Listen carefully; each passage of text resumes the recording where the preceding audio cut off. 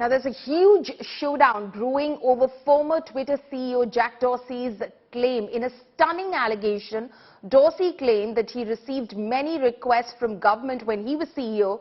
In fact, during the farmers' protest in 2021, around particular journalists who were critical of the government and alleged that he was told that if Twitter won't follow suit, then their offices will be shut down. Not just that, he even claimed that he was told that homes of his employees would be raided. Rubbishing Dorsey's claims, the government has asserted that it was an outright lie by him and that neither anyone was jailed nor Twitter was shut down. Countering former Twitter CEO's allegations made over the farmers' stir, the government said that there was misinformation galore and they were obligated to remove that misinformation. Now, Congress was quick to hit out at the government, saying Dorsey has exposed those in power. India, for example, India is a country that had many requests of us around the farmers' protest, around particular journalists that were critical of the government, and it manifested in ways such as we will shut Twitter down in India, which is a very large market for us.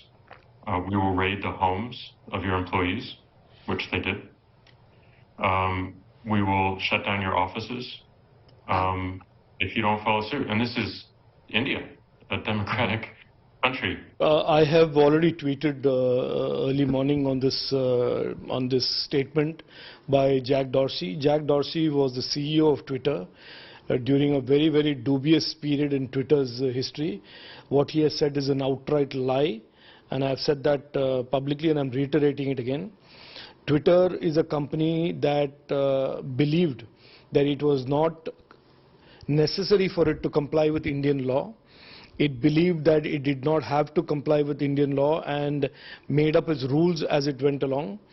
And the government of India has been very clear from the very beginning, for all companies that operate in India, they have to always comply with Indian law. That is point number one. Point number two, I just want to refresh Jack Dorsey's memory and certainly all your viewers that between 2020 and 2022, Twitter was violating Indian law multiple times, and it was in non-compliance several times during those two years, and it started complying only in June 2022. During that entire period, nobody went to jail, nobody was raided, and so Jack Dorsey, knowing fully well that Twitter did not comply with Indian law and did not face any consequence of that, is today lying and making up this story about raids and arrests. My colleague Rahul Gautam is now joining me live on this. Rahul, this is clearly ammunition in the opposition's hand, because Jack Dorsey's allegations clearly target the government, saying that it was the government that was pressurizing Dorsey and Twitter allegedly in 2021, specifically during the farmers' protests, to clamp down on those that were considered to be critical of the government of the day. Absolutely, Paulomi. This issue has given ammunition to opposition camp, and particularly to Congress party, which is now saying that this shows that how the government of the day is trying to kill the dissent. They are trying to silence the opponents, and that's why Twitter was threatened. In fact, they are saying that what Josh Dorsey had said in that particular interview, it only gives credence to the claims that were made earlier by Congress party and their leaders, including Rahul Gandhi. So you rightly pointed out that this is certainly going to become a flashpoint. As far as government is concerned, they have rejected all these allegations, saying that for almost 2 years, between 2020 to 2022, Twitter was violating the guidelines of India. In fact, they were not complying with all the